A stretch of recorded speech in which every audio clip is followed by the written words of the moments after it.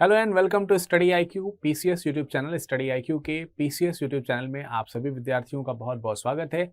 मैं विरद आज आप लोगों के साथ में डिस्कशन करने जा रहा हूं हिस्ट्री ऑफ मॉडर्न इंडिया, जो कि विपिन चंद्रा जी के द्वारा रचित है या लिखी गई है। इस किताब में आप लगातार कई सारे अध्याय पढ़ते चले जा रहे हैं और इस क्रम में 7वें अध्याय तक आप पहुंच चुके हैं। 7वें अध्याय में हम लोग क्या क्या चीज़ों का डिस्कशन करने जा रहे हैं, इसके ऊपर सबसे पहले चलिए चर्चा करते हैं। और जैसा कि आप देख पा रहे हैं कि यहाँ पर 1 से लेकर के सारे सेशंस जो हैं वो आपके यहाँ पर कंप्लीट हो चुके हैं। तो जो सेशंस कंप्लीट हो चुके हैं उनको मैंने रेड कलर से कलर कर दिया है और इस तरह से आप देख सकते हैं कि सारी चीज़ें ऑलरेडी कवर्ड हैं। जो लोग आज पहली बार पढ़ रहे हैं वो लोग इन सारे सेशंस को जा करके देख सकते हैं, प्लेलिस्ट इसकी बनी हुई है। ठीक है, इसी क्रम में अगर हम देखेंगे तो 7वां सेशन हमारा चल रहा है, यानी कि 7th सेशन में हम हैं और 7th सेशन के बाद कंटिन्यूअसली हम 13 सेशन तक पहुंचते रहेंगे। 7वें अध्याय का नाम है 1858 के बाद के प्रशासनिक परिवर्तन और इसमें भी कई सारे सबटाइटल्स थे, काफ़ी डेप्थ थी इस चैप्टर में, जिसमें हम ये सारे चैप्टर्स के पॉइंट्स कवर कर चुके हैं। और आज हम चर्चा करेंगे बर्मा विजय और अफगानिस्तान के जो संबंध थे उनके ऊपर, और इनसे संबंधित जो MCQs हैं उसके ऊपर हमारा डिस्कशन रहेगा। देखिए, जब भारत की बात आई, 1857 की क्रांति आई और उसके बाद जब रिफॉर्म्स किए गए, एडमिनिस्ट्रेटिव रिफॉर्म्स किए गए, तो ब्रिटिशर्स ने इस बात का भी ध्यान रखा कि किस तरीके से उन्हें इस बात से फ़ायदा होगा कि जब वो अपना प्रसार इस प्रकार से कर पाएँ कि जो पड़ोसी राज्य हैं उस पर भी अपना अधिकार जमा करके रखें, क्योंकि अफ्रीका और एशिया में इस प्रकार की नीति उनकी ज़रूरी थी। तो इसी पर आधारित नेपाल, बांग्लादेश का बर्मा वाला जो पोर्शन है वो, बांग्लादेश नहीं, इसके अलावा अफगानिस्तान, इन सब जगहों पर भी वो काबू करके रखना चाहते थे। नेपाल विजय के बारे में हमने पिछले सेशन में डिस्कशन किया था। एक ज़रूरी सूचना है, जो लोग IAS की प्रिपरेशन कर रहे हैं उनके लिए फाउंडेशन बैच स्टार्ट हो चुका है और इसमें एडमिशन लेने की लास्ट डेट बिल्कुल करीब आ चुकी है, इसलिए ज़रूर आप इस कोड का इस्तेमाल करिए। और अगर आप IAS की प्रिपरेशन जेन्युइनली करना चाहते हैं तो ये एक अफोर्डेबल प्राइस में आपको पूरा का पूरा IAS का प्रिपरेशन करने को मिल जाएगा। So without any hesitation, do avail this course by using this code, that is VIRAD LIVE, and you can just avail this in 18,999.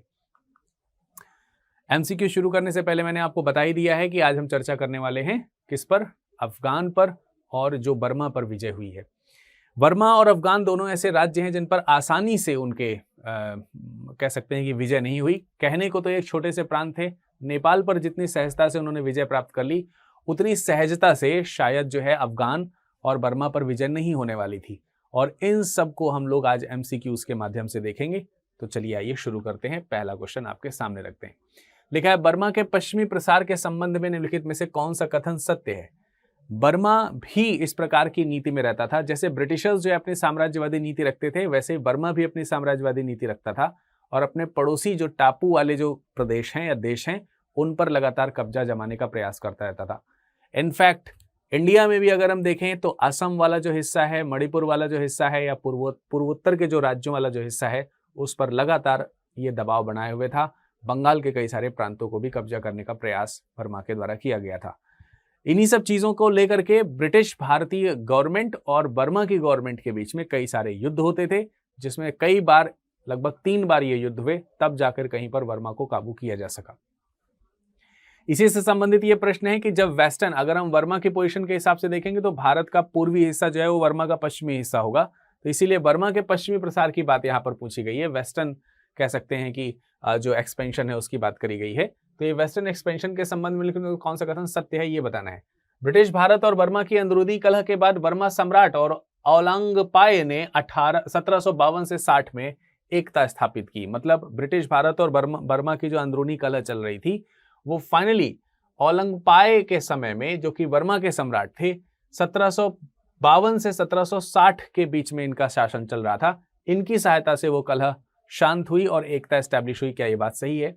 दूसरा, 1785 में अराकान और 1813 में मणिपुर के सीमावर्ती राज्यों पर ब्रिटिशर्स के द्वारा अधिकार कर लिया गया। क्या ये कथन सत्य है? या फिर 1822 में बर्मियों ने असम को जीत लिया? इसके बारे में आपका क्या विचार है? इन तीनों कथनों को आप ध्यान से समझ सकते हैं कि पहला वाला स्टेटमेंट सही है, बार बार जब यह अंदरूनी कलह होती थी, परंतु उसके बावजूद भी क्योंकि जो बर्मा के घने जंगल हैं ब्रिटिशर्स के लिए काफ़ी लुभावने थे, वहाँ से काफ़ी ज़्यादा लकड़ियाँ मिल सकती थी और दूसरी सारी चीज़ें वहाँ पर अवेलेबल थी उनके लिए। 1785 में अराकान और 1813 में मणिपुर के सीमावर्ती राज्यों पर अधिकार कर लिया गया था। ये का अधिकार ब्रिटिशर्स के द्वारा नहीं बल्कि बर्मा के द्वारा किया गया था। ये बर्मा के द्वारा किया गया था, ठीक है। तो बर्मा के ही संदर्भ में पूछा जा रहा है, तो इसका मतलब यह स्टेटमेंट भी सही है, गलत नहीं लिखा है, और पहला वाला स्टेटमेंट भी सही लिखा है। 1822 में बर्मियों ने असम को जीत लिया। डेफिनेटली उन्होंने इंडिया में असम को भी एक्वायर कर लिया था। सो इसका मतलब यह हुआ कि इस स्टेटमेंट के लिए डी ऑप्शन बिल्कुल सही है, ठीक है। तो आप देखोगे तो डी ऑप्शन यहां पर सही मिलेगा। चलिए अगले प्रश्न पर चलते हैं। ब्रिटिश भारत के शासकों ने बर्मा के खिलाफ कब युद्ध छेड़ दिया? ब्रिटिश भारत जो उस समय था, वहां के जो रूलर, जैसा कि आप देख पा रहे थे पिछले प्रश्न में कि मणिपुर है और तमाम सारे सीमांत राज्य हैं बांग्लादेश वाले, और जो असम का जो प्रांत है वो सब इन्होंने जीतना शुरू कर दिया था। तो अब ब्रिटिश भारत की तरफ से कार्रवाई होनी थी, तो इनके खिलाफ ये युद्ध जो है वो कब शुरू किया गया? 1824 में, 1825 में, 26 में या फिर 1827 में? जल्दी से कमेंट सेक्शन में कमेंट करके आंसर देंगे सभी लोग। बहुत ही छोटा सा अध्याय है लेकिन बहुत ही इंपॉर्टेंट है, क्योंकि अब ये इस पर्टिकुलर जो आज का सेशन है इससे ये चैप्टर नंबर 7 फिनिश हो जाएगा, और इसमें दो देशों के युद्ध के बारे में जो पॉइंट्स हैं जिसमें अफगान और बर्मा शामिल है को ही हम लेकर के चल रहे हैं। तो चलिए जरा देखते हैं यहाँ पर इस कथन के अनुसार इसमें स्टेटमेंट नंबर ए सही है, अर्थात ऑप्शन नंबर ए सही है। 1824 में ब्रिटिश शासकों द्वारा बर्मा के खिलाफ युद्ध छेड़ा गया और जो पश्चिमी जो तटीय इलाका था उसको जीत लिया गया था। 1826 में यंदाबू की संधि के से संबंध में निम्नलिखित कथनों में से कौन सा असत्य है? पूछा जा रहा है कौन सा असत्य है, आपको बताना है। यहां पर असत्य में अ हटा दीजिए, कौन सा सत्य है ये बताना है आपको, ठीक है। ये स्टेटमेंट में सत्य कौन सा है आपको बताना है। Which is not false, which is true, which one is true. तो बर्मा को अराकान और तनासिरम के समुद्री तटीय प्रांतों पर से अधिकार छोड़ना पड़ा। तो ये बर्मा का जो यहां पर प्रांतीय नक्शा अगर आप इस तरीके से देखेंगे, इस तरीके वाला जो है, ठीक, थोड़ा सा समथिंग ऊपर वाला हिस्सा थोड़ा सा खराब बना है। तो आपसे पूछा जा रहा है वर्मा को अराकान और तनासरिम के समुद्री तटीय प्रांतों पर अधिकार छोड़ना पड़ा। तो यहां पर आपको जो है अराकान और तनासरिम के प्रांत मिलेंगे। ये वाला अधिकार निश्चित रूप से उनको छोड़ना पड़ गया था 1826 के इस संधि के द्वारा। ये स्टेटमेंट बिल्कुल सही है। उसे असम, कछार और जयंतिया पर साबित दावे छोड़ने पड़े। तो ये वाला जो हिस्सा था समुद्र तटीय प्रांत, ये तो बर्मा का ही था, और इस बर्मा के इस प्रांत पर ब्रिटिशर्स का कब्जा हो गया। साथ ही बर्मा ने जो भारत में असम, कछार और जयंतिया, जो मेघालय की पहाड़ियां का जो रीजन है, उस पर कब्जा जो कर लिया था, उस कब्जे पर से अधिकार इनका हटाना पड़ा। तो ये वाला बात भी सही है।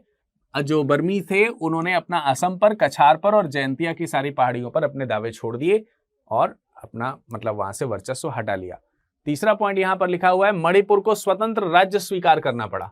तो मणिपुर को भी स्वतंत्र राज्य स्वीकार करना पड़ा वर्मा को, यानी मणिपुर पर भी उन्होंने कब्जा कर लिया था और इसको भी स्वतंत्र राज्य के रूप में स्वीकार लिया गया।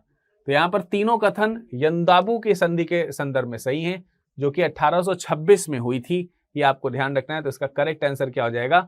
ऑप्शन नंबर डी, ठीक है। इसका करेक्ट आंसर क्या होगा? उपरोक्त तो सभी ये सारे स्टेटमेंट क्या हैं? सत्य हैं। अगला प्रश्न है दूसरा आंग्ल बर्मा युद्ध कब हुआ? ये तो पहले आंग्ल बर्मा युद्ध के परिणाम हुए, उसके बाद दूसरे आंग्ल बर्मा युद्ध जब हुए हैं तो उसका वो शुरुआत जो है वो कब हुआ है? 1852 में, 1853 में, 54 में या फिर 55 में? बहुत ही शानदार प्रश्न है, जल्दी जल्दी से इसका आंसर देंगे सभी विद्यार्थी। आंग्ल बर्मा युद्ध जो है वो कब शुरू हुआ है? सेकेंड आंग्ल बर्मा युद्ध ये शुरू हुआ है ऑप्शन नंबर ए 1852 में, ठीक है। 1852 में दूसरा आंग्ल बर्मा युद्ध छिड़ा।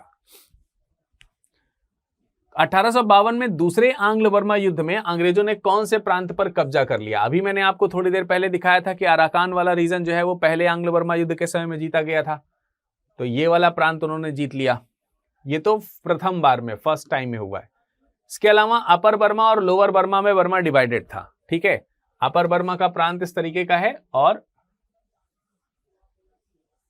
इस तरीके से लोअर बर्मा का प्रांत है। यहां पे आप अपर बर्मा मान लीजिए और यहां पर आप लोअर बर्मा मान लीजिए, ठीक है। यहां पर अराकान का प्रांत मान लीजिए, ठीक है। इस जगह पर लोअर बर्मा का प्रांत मान लीजिए।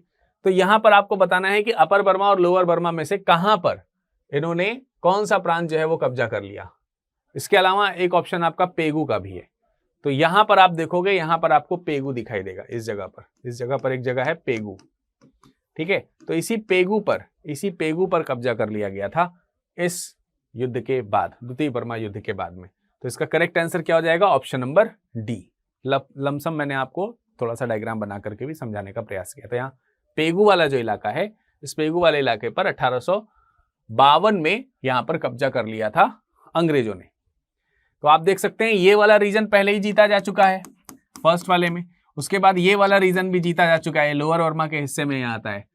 अब स्वाभाविक सी बात है कि ब्रिटिशर्स जैसे लालची लोग होंगे तो क्या वो अपर बर्मा को ऐसे ही सुरक्षित रहने देंगे? ऐसा तो नहीं है। स्वाभाविक सी बात है कि यहाँ पर रंगून पे कब्जा करने के पश्चात जब यहाँ पर बाकी हिस्सा है तो इसको भी कब्जा करने के लिए अंग्रेजों ने सोचा ही होगा। तो यही क्वेश्चन यहाँ पर बन जाता है कि ऊपरी बर्मा यानी कि अपर बर्मा वाला जो भारत है, बर्मा वाला जो प्रांत है, ब्रिटिश सरकार ने इस पर हमला कब बोला, यानी कि अपर बर्मा को जीतने के लिए ब्रिटिश सरकार ने बर्मा के ऊपर आक्रमण कब किया।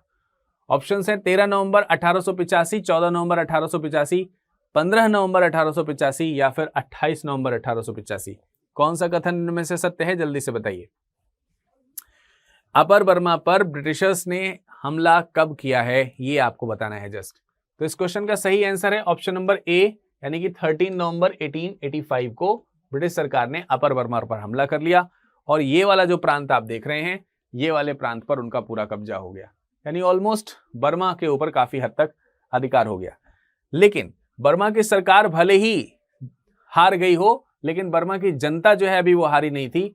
वहां के जो जनजातीय लोग थे वो सब जाकर के जंगलों में छिप गए और वहां से लगातार छापा मार युद्ध पद्धति करके अंग्रेजों की नाक में एकदम दम कर दिया उन लोगों ने, ब्रिटिशर्स की नाक में।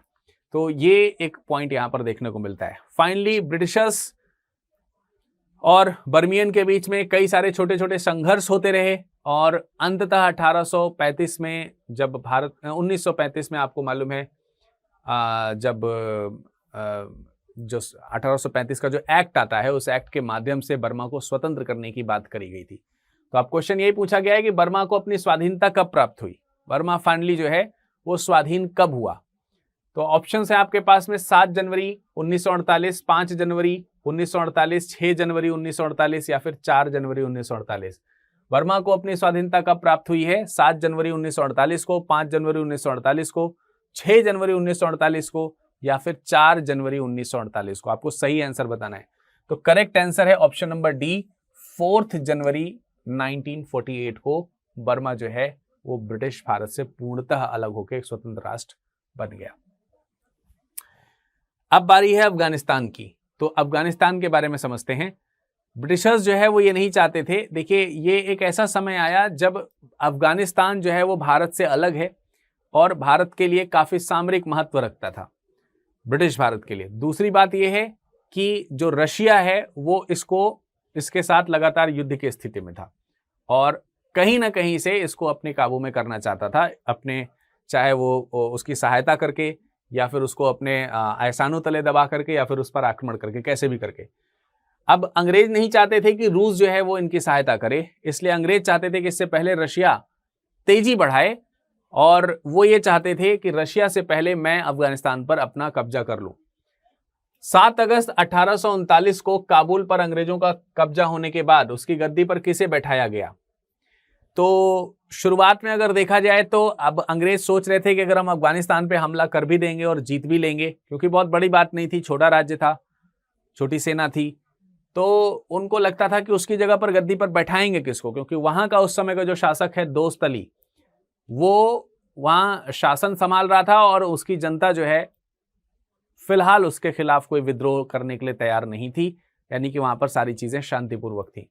दोस्त मोहम्मद, तो दोस्त मोहम्मद ऑप्शन होगा यहां पर सही। क्या उसे हटा करके दोबारा गद्दी पर बैठाया गया, या फिर शुजाउद्दीन को, या फिर शाह सुजा को, या फिर इनमें में से कोई नहीं? तो अंग्रेज जो हैं एक ऐसे व्यक्ति को ढूंढ करके गद्दी पर बैठाए हैं जिसका नाम है शाह सुजा। और शाह सुजा इस समय अंग्रेजों का पेंशनर था। वैसे भी ये पेंशनर ही था, अंग्रेजों का एक तरीके से दास बादशाह था।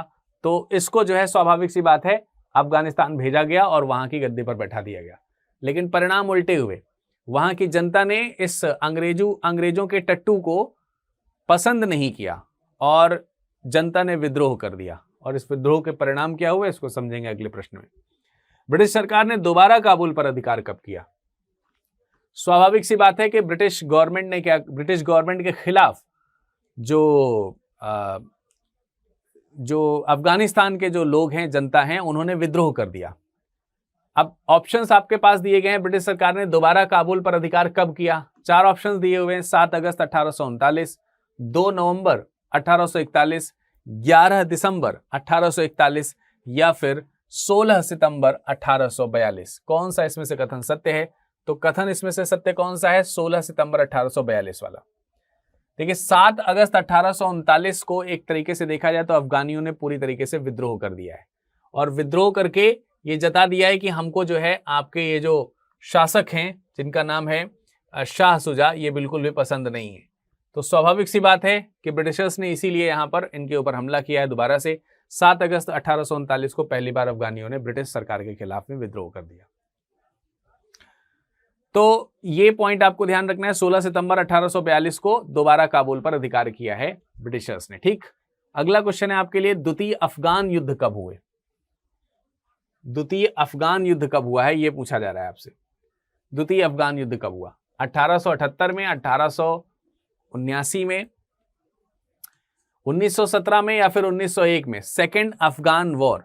जो पहला वाला है वो, जो अभी इसके पहले वाला क्वेश्चन था, वो सेकेंड अफगान वॉर नहीं है। दूसरी बार अफगानियों काबुल पर हमला कर दिया। पहली बार काबुल पर हमला किया गया था लेकिन सही तरीके से सही शासक न बैठाने की वजह से ये दिक्कत हुई थी और वापस से दोस्त मोहम्मद को वहां पर सरकार दे दी गई थी। ठीक है, तो दोस्त मोहम्मद को सरकार दे दी गई। उसके बाद यहाँ पर द्वितीय अफगान युद्ध की बात करी जा रही है। द्वितीय अफगान युद्ध कब हुआ है? तो द्वितीय अफगान युद्ध आपका हुआ है 1878 में, 1878 में। ठीक है, 1878 में द्वितीय अफगान युद्ध हुआ। अब इस अफगान युद्ध में गंदमक की एक संधि हुई और गंदमक की संधि किसके द्वारा करी गई है? ब्रिटिशर्स ने किसके साथ ये गंदमक की संधि करी है? क्या शेर अली के साथ करी है? इससे पहले शेर अली शासक बना हुआ था। याकूब खान शेर अली का बेटा है, दोस्त अली जो कि पहले ही मैंने आपको बताया था, और अब्दुल रहमान दोस्त अली का पोता है, ग्रैंडसन है, जो आगे चल करके शासक बनेगा। तो दोस्त अली और अब्दुल रहमान तो करेक्ट आंसर नहीं है।